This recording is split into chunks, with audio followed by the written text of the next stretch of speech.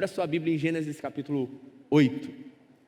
E nós vamos falar agora de um novo começo, um tempo onde Deus renova a terra em Gênesis capítulo 8, dando continuidade à nossa série de exposições de Gênesis 1 ao 11, chegando já quase no final.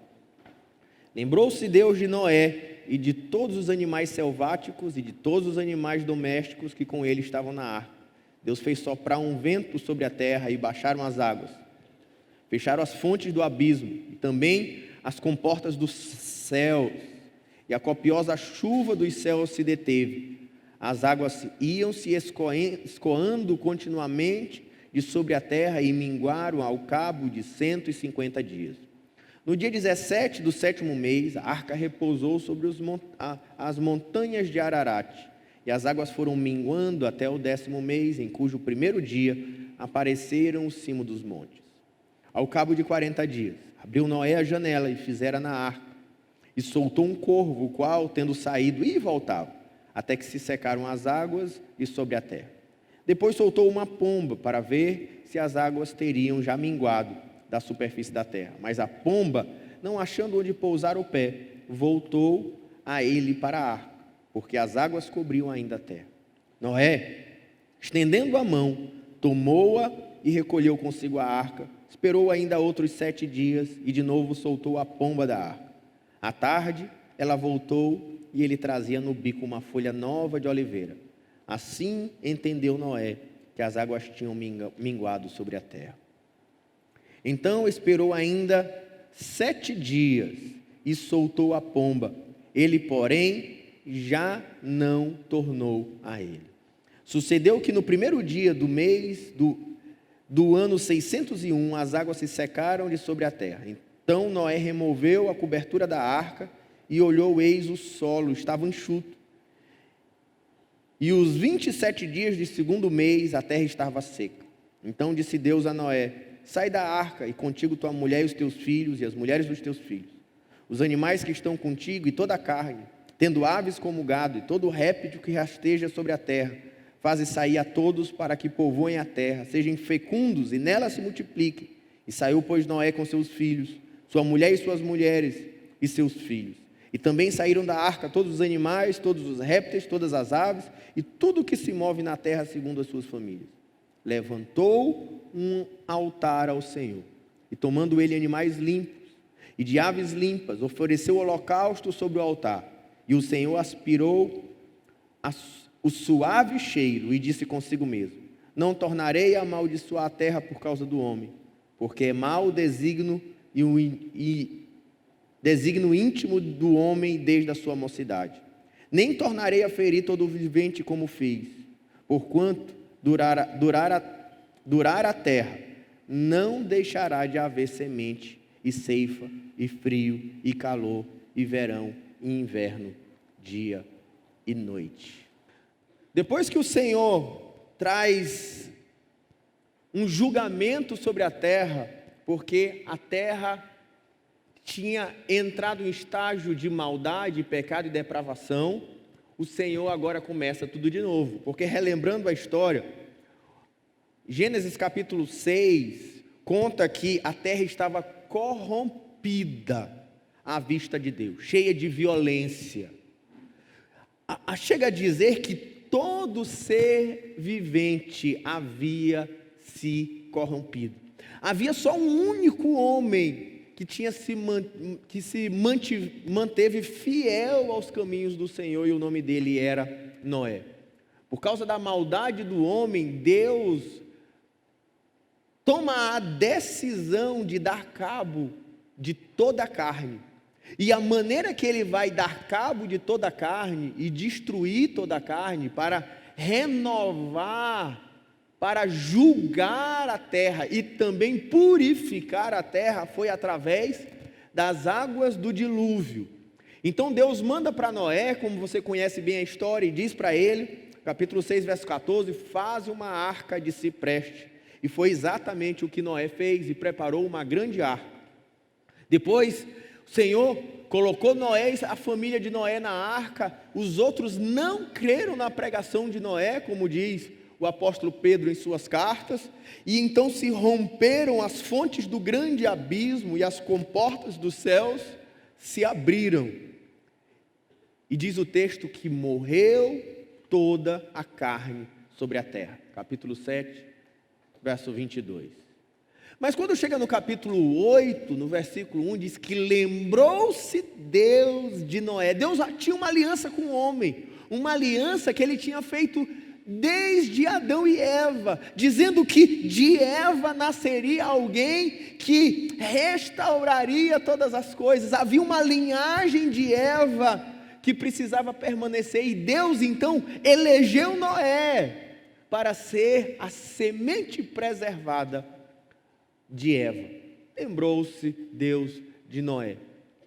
E aí chega no nosso texto, que conta que para-se a chuva, e Deus manda um vento. O vento vem reorganizar a terra. A terra estava um caos, repleta de águas e trevas, mas Deus agora começa um processo de recriação, um processo de reorganização. Assim como Gênesis 1, o que havia? Havia o Espírito, e a palavra ruá, Espírito e vento é a mesma palavra. O Espírito pairava sobre a face dos abismos, pairava sobre a face das águas. Assim também agora veio o vento novamente, pairando sobre as águas e reorganizando a terra. Fecharam-se então as portas do abismo, fecharam-se as comportas dos céus, e as águas começaram a minguar. E assim como foi na criação, agora começou a haver separação entre as águas de cima e as águas de baixo. Uma vez que as águas do dilúvio pararam, agora se fecharam as águas do abismo, e também começou a haver uma separação entre a terra seca e a água, quando as águas foram minguando por 150 dias, até que a arca pousa sobre o monte Ararat, e apareceram-se então o cimo dos montes. 40 dias ainda esperou Noé, quando ele abre a janela da arca, e ele manda um corvo, e o corvo vai e volta, mas não encontra lugar de pouso.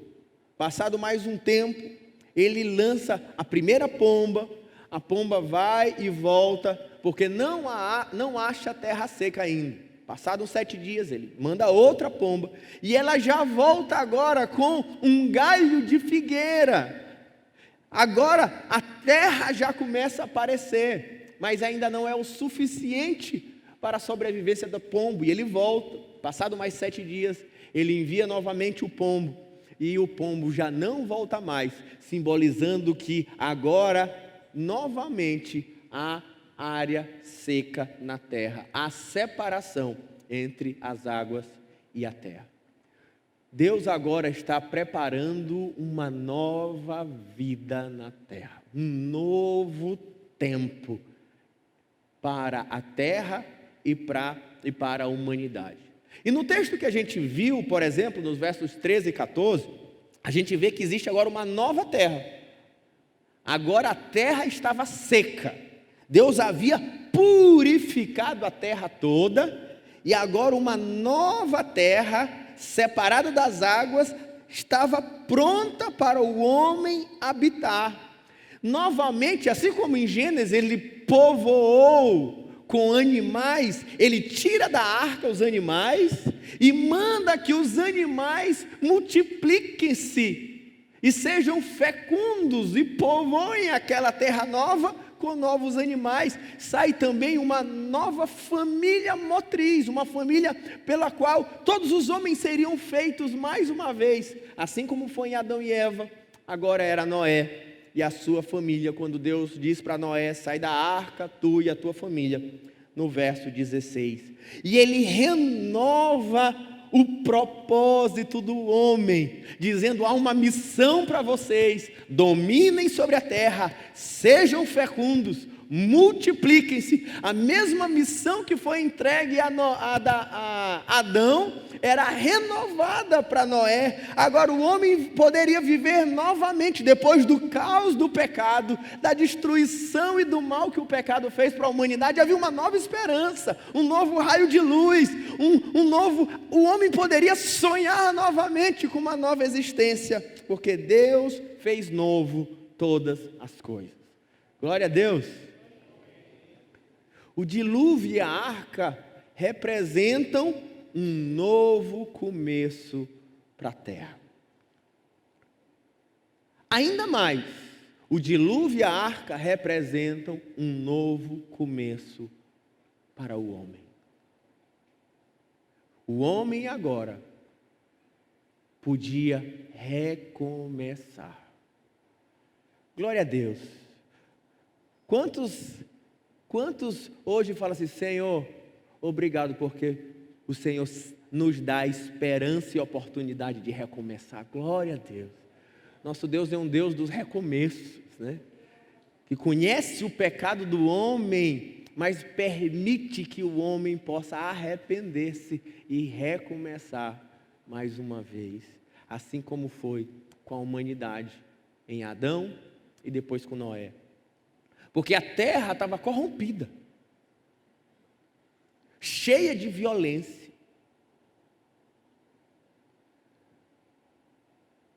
E essa terra corrompida e cheia de violência, agora foi purificada, ficou para trás. E tudo poderia começar mais uma vez. Sendo assim, o apóstolo Pedro, em 1 Pedro 3, no verso 21, vai dizer que o dilúvio prefigura o batismo em Jesus Cristo. É uma analogia da nossa experiência da salvação em Cristo. Em Cristo nós podemos nascer de novo, nós nascemos de novo em Jesus Cristo. Glória a Deus! Porque assim como a arca era o meio de salvação para Noé, nós sabemos que Jesus Cristo é a nossa arca da salvação. E assim como aquelas águas que se derramaram sobre o mundo para juízo de toda a terra, foram salvos aqueles que entraram na arca, assim também o batismo significa que nós fomos salvos em Jesus Cristo, no dia que o Senhor voltar para julgar vivos e mortos. O Senhor Jesus é a nossa salvação. Ainda mais, assim como aquelas águas, elas vêm para purificar a terra, o batismo em Cristo significa que nós somos purificados e renovados para uma nova vida, nascendo de novo no Espírito, em Jesus Cristo nosso Senhor. E é essa obra de Jesus, como que a nossa arca de salvação, que nos produz também um novo começo, mas mais do que um novo começo em Noé acabou não resolvendo tudo, porque depois Cã peca e o pecado volta a reinar e dominar sobre a terra, mas o próprio Deus se fez homem para ser a arca de salvação e a nova esperança de vida. O próprio Deus se fez homem e o nome dele é Jesus. E quem conhece Jesus, agora é uma experiência de recomeço perfeito.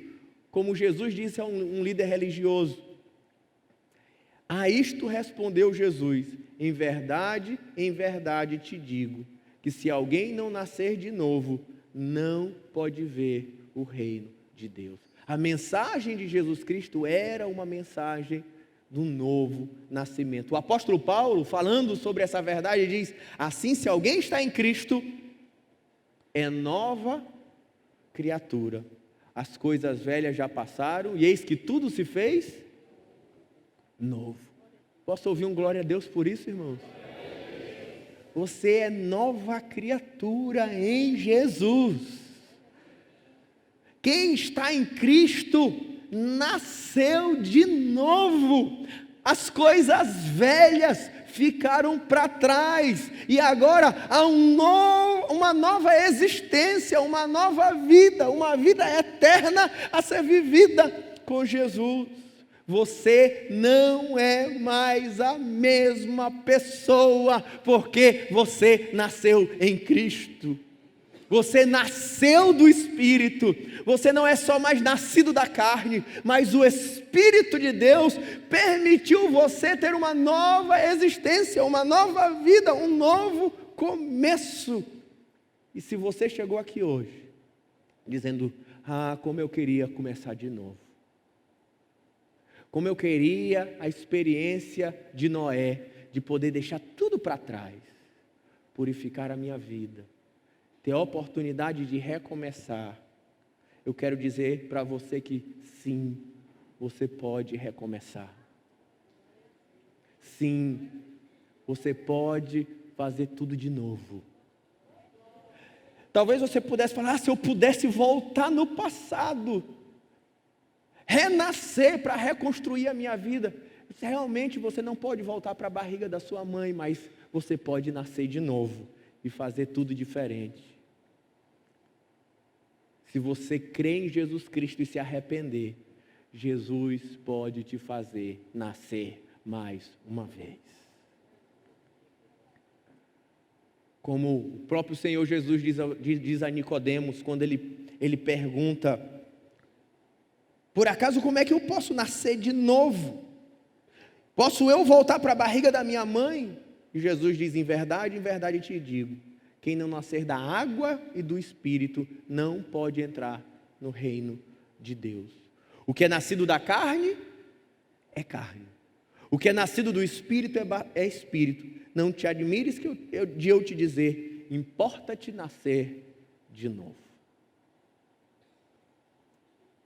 Você pode nascer do Espírito para uma nova vida em Cristo Jesus.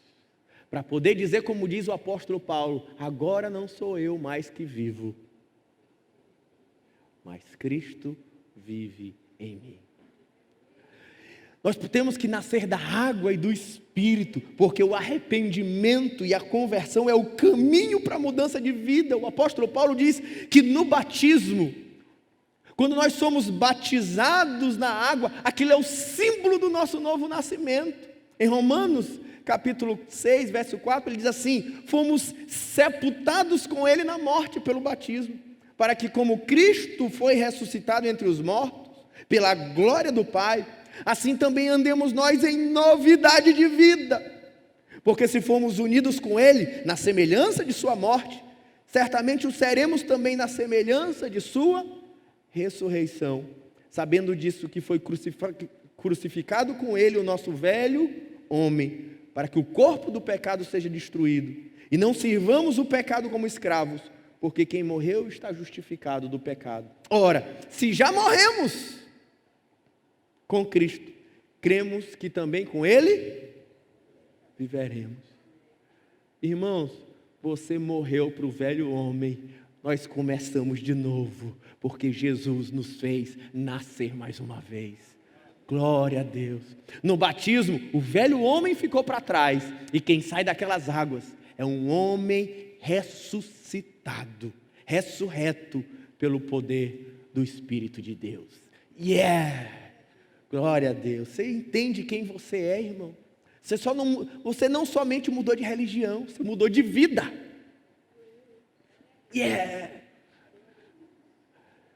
Mas tem irmão que é assim. Eu estava lá no Oriente. Sabe como é que no Oriente, sabe, eu saí para correr lá do acampamento, e tinha na beira do litoral, e eu corri. Teve um dia que eu corri 15 quilômetros, outro dia eu corri 12 quilômetros, fiz longas caminhadas, e o pessoal fica fazendo umas coisas lá, ninja, na beira da praia, as velhinhas, e tem uns com espada na mão. Coisa mais linda, cultura oriental, né, irmãos? Isso tudo com a maior naturalidade.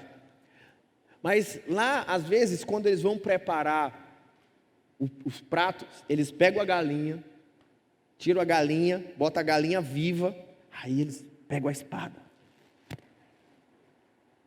Aí a galinha vai andando, andando. Alguém que já tentou pegar a galinha aqui, hein?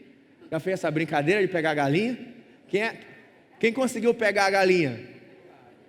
Ah, pegou, não me engana. Pegou a galinha, duvido.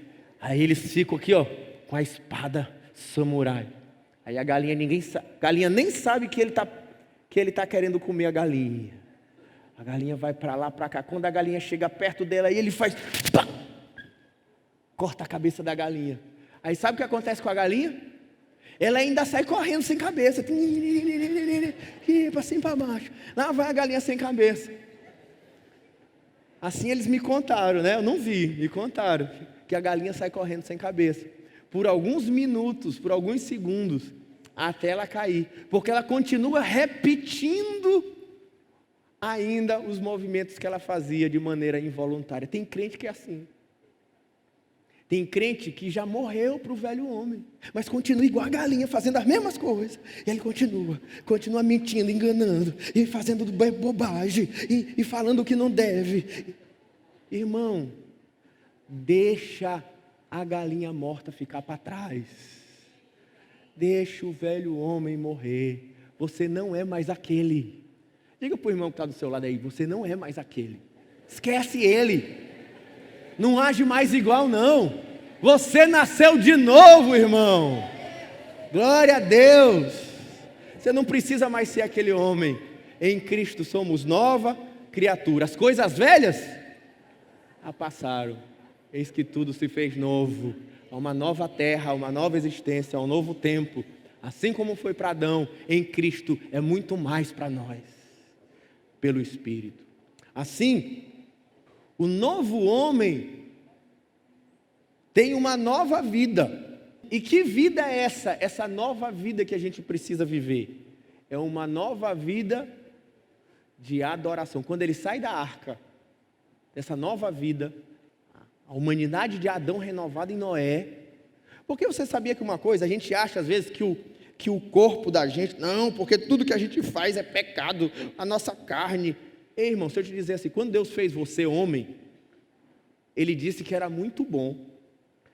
Quando Deus nos restaura, não é para a gente deixar de ser homem. Tem gente que quer virar superes espirituais. Ele não pisa mais na terra. Ele anda agora, ele é praticamente um anjo. Na verdade, o novo nascimento nos faz ser homens novamente. Ele restaura a nossa humanidade.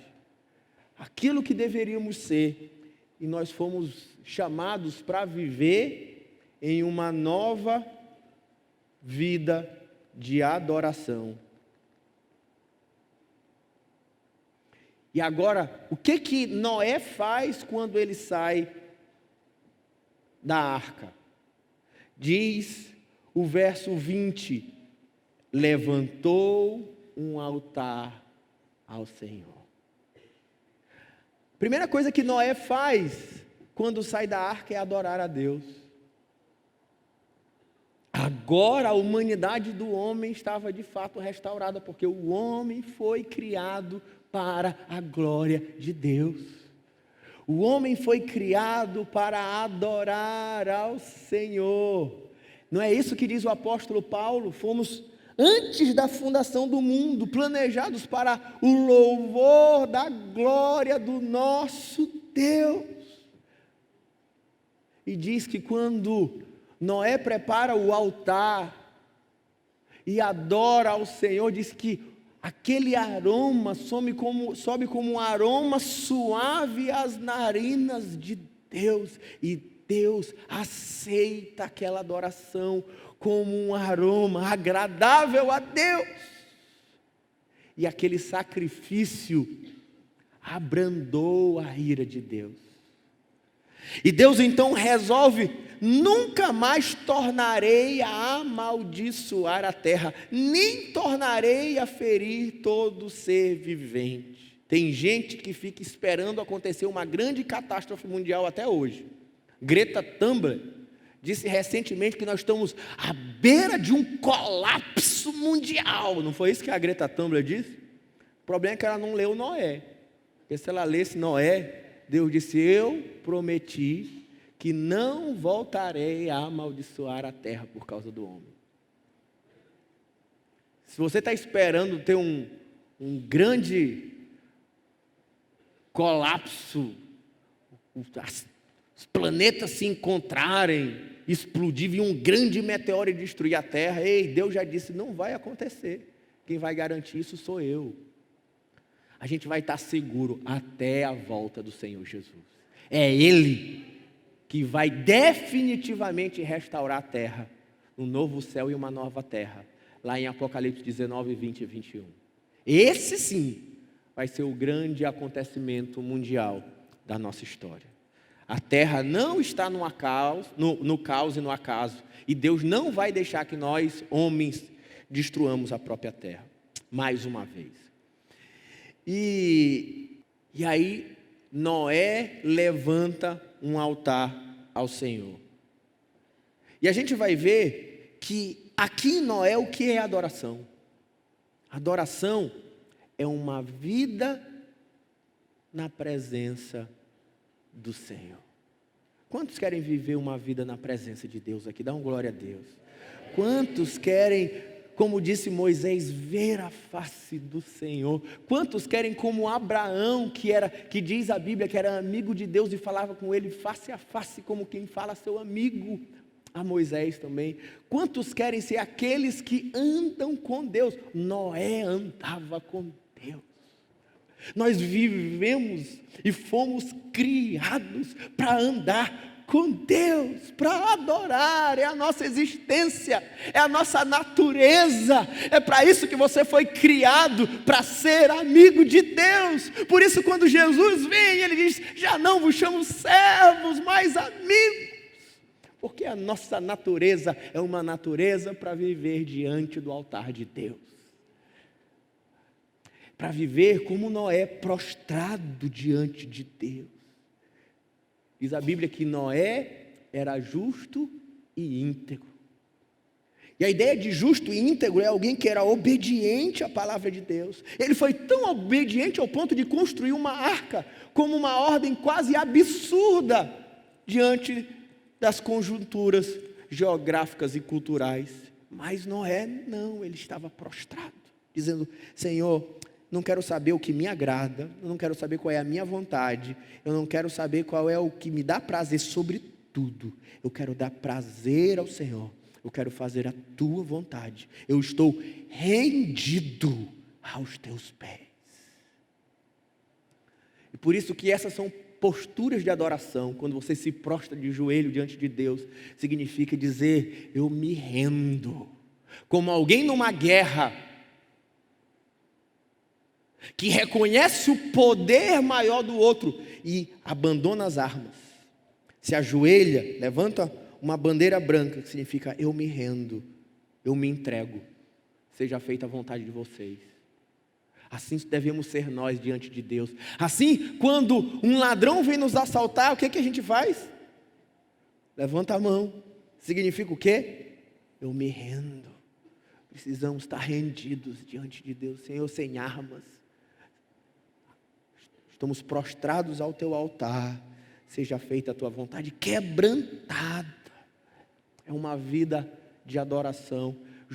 Noé fez sacrifícios pelo pecado, e sacrifício de animais ali representava arrependimento, alguém morrendo em meu lugar, alguém sendo sacrificado, perdendo a vida, recebendo a punição que deveria ser por causa do meu pecado, por causa das minhas falhas, por causa das minhas injustiças, por causa das minhas desobediências, mas o sacrifício representava arrependimento diante de Deus, dizendo, Senhor, não caia sobre mim a tua justiça.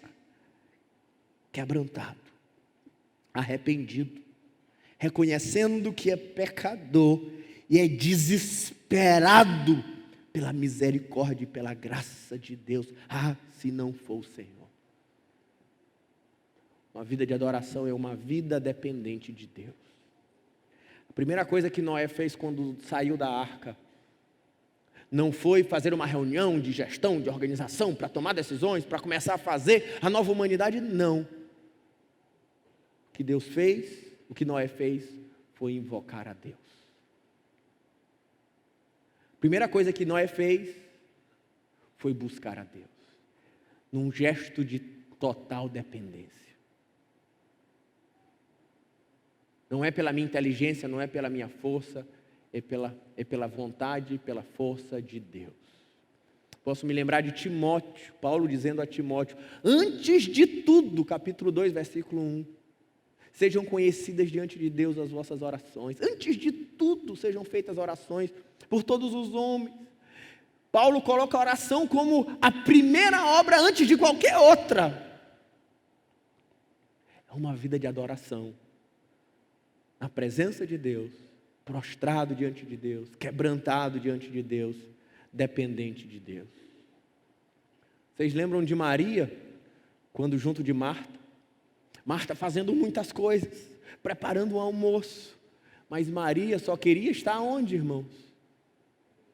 Nos pés do Senhor, ouvindo do Senhor, recebendo do Senhor. E quando Marta vem reclamar, o que Jesus diz para Marta? Marta, eu não vou tirar a parte que Maria escolheu, porque Maria escolheu a melhor parte, que é estar rendido diante dos meus pés.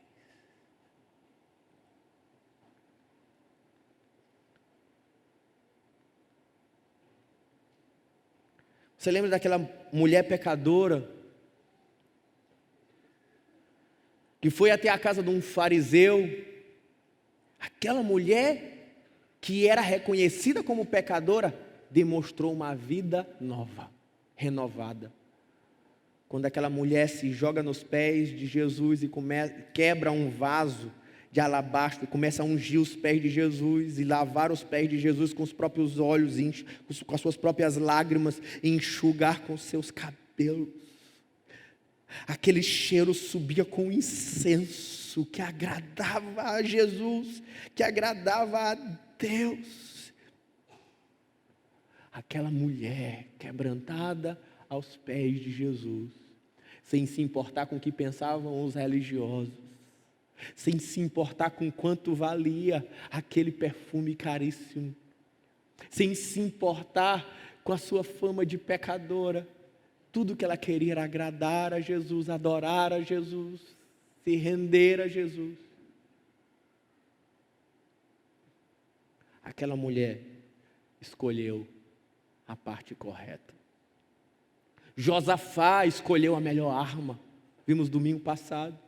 Um grande exército se uniu contra Josafá. Josafá disse: coloca os levitas na frente do exército, e nós vamos marchando e adorando ao Senhor. E enquanto eles marchavam e adoravam a Deus como arma de batalha, os inimigos lutaram entre si, e Deus deu grande vitória a Israel, porque era um povo que adorava a Deus.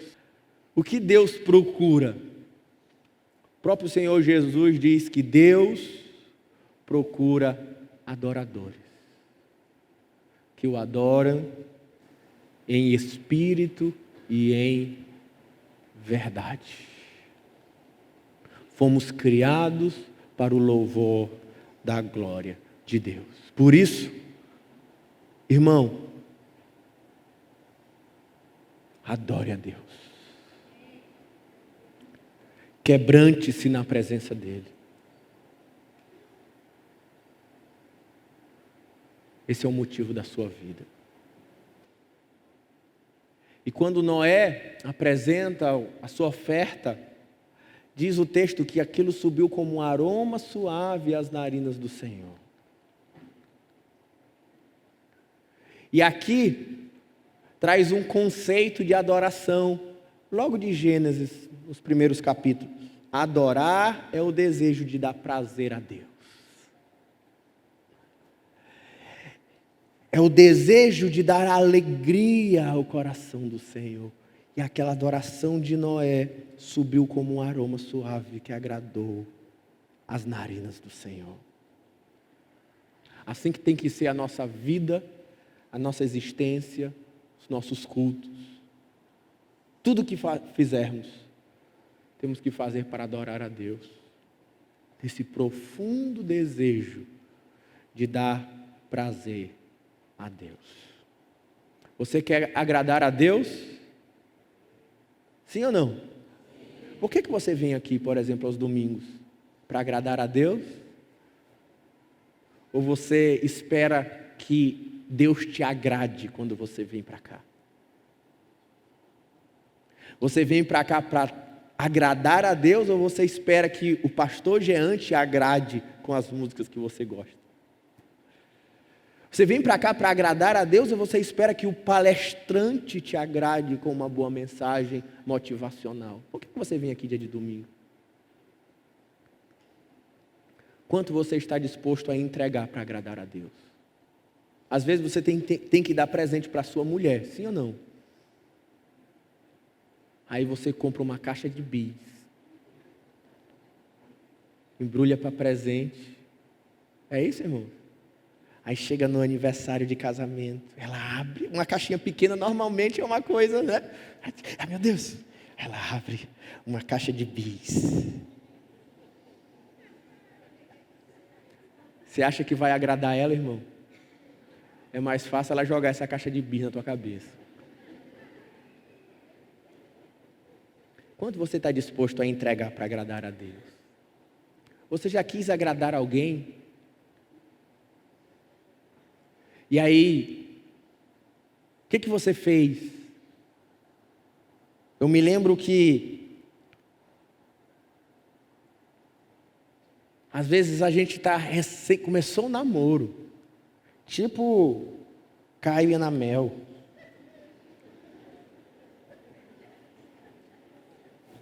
Ele vai até mais cedo hoje para casa. Aí a gente chega para a mãe, né, para o pai. Ô pai, eu quero comprar um brinco para ela. E pai, isso é muito caro. Ô pai, por favor, mãe, quero comprar uma coisa especial. Mas como você tem sido diante de Deus? Muitos de nós temos nos tornado indiferentes diante de Deus. Quero contar essa história. Que alguns anos atrás, não sei se o pastor Jean lembra, a gente estava num culto. E tinha um irmão que ele vinha para o culto e trazia o jornal. Aí, enquanto Jean, ele estava lá, o grupo de louvor adorando, ele, dobrava a perna e lia o jornal dele na hora do louvor. Às vezes você não chegou a tanto, irmão. Mas será que não tem muitos de nós que nos tornamos indiferentes diante de Deus? Perdemos essa sensação do desejo de querer agradar a Deus com o nosso melhor, com a nossa força, viver para adorar, para gerar prazer no coração deles. Perdemos a capacidade de ser adoradores e de entender que a nossa nova vida em Cristo é um chamado para adoração. Quantos que acabam vindo para cá, e até aqui, que eu gosto de dizer que é o mínimo que a gente pode fazer na vida cristã, de adoração, ainda assim somos aqui indiferentes dos nossos sentimentos, do nosso agir. Qual é a sua postura na adoração? Por exemplo, quando vem para cá, você pode estar prostrado, querendo dar o melhor, querendo que sua adoração chegue como um aroma suave. Outros estão lá, curtindo o som, vendo a programação, esperando que a música esteja boa e que o pregador fale uma boa mensagem hoje, para eu voltar animado para casa. Quem é você quando não é aquele que está de costas, sem nem aí para o que acontece aqui? Entrando, saindo, conversando lá embaixo.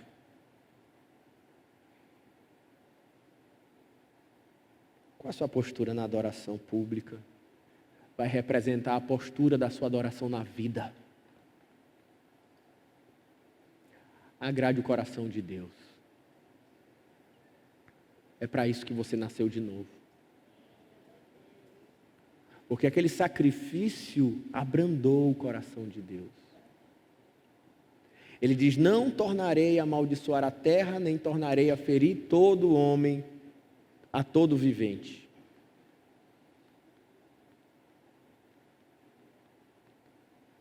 Os sacrifícios, eles avançam ao longo de toda a Bíblia.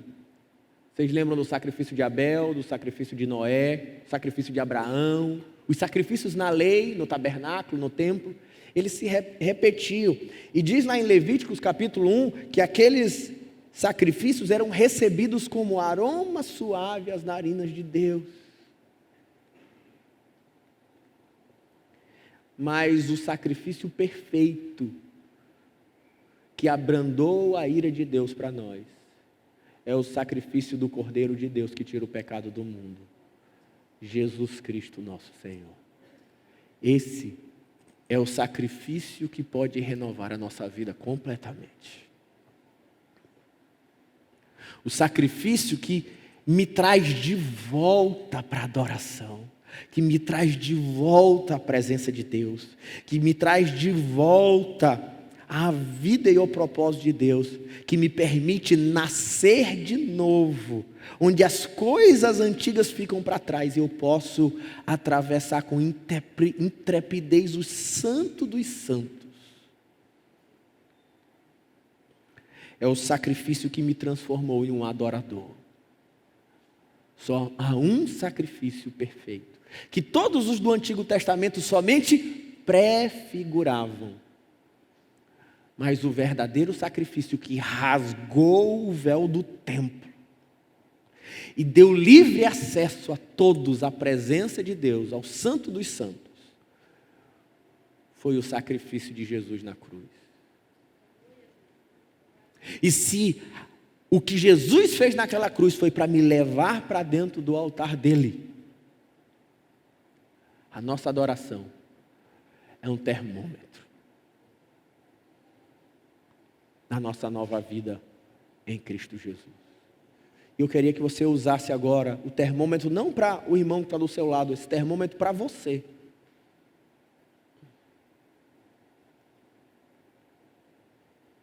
Como tem sido a sua vida de adoração? Mas eu queria terminar dizendo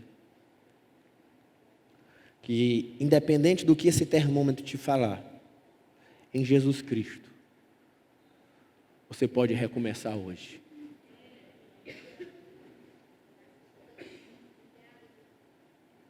Em Jesus Cristo, você pode nascer de novo. Porque o Senhor Jesus nos amou quando ainda éramos pecadores. Ele morreu naquela cruz, sendo o justo que morreu pelos injustos, para te trazer de volta para o altar do Senhor. Baixa a sua cabeça. E eu queria fazer 2 orações. Primeiro, nessa manhã, eu queria saber se existe alguém entre nós que quer entregar a sua vida para Jesus. Quer dizer, eu preciso de um novo começo. Deus te abençoe.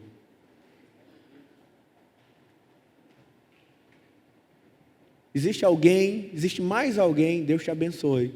Deus te abençoe, meu irmão. Existe mais alguém que quer entregar sua vida para Jesus nessa manhã? Faça um sinal com a sua mão, eu quero orar por você. Hoje é o dia mais importante. A senhora, Deus abençoe, irmão. Deus abençoe. É o dia para recomeçar. Um dia para renovar.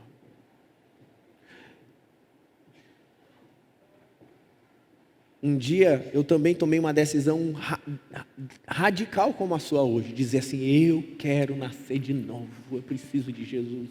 Ah, que alegria. A vida mudou. A minha experiência, naquilo que criamos na palavra, eu sei que Cristo pode te mudar a tua vida hoje.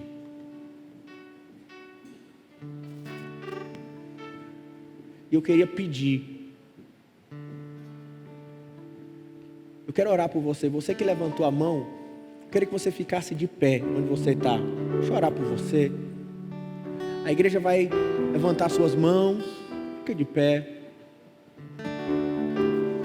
onde você está. Não precisa vir aqui na frente agora, eu só queria que você ficasse de pé, que eu quero orar por você. Se você ainda agora está decidindo também entregar sua vida para Jesus, fica de pé onde você está aí. Você que quer entregar sua vida para Jesus.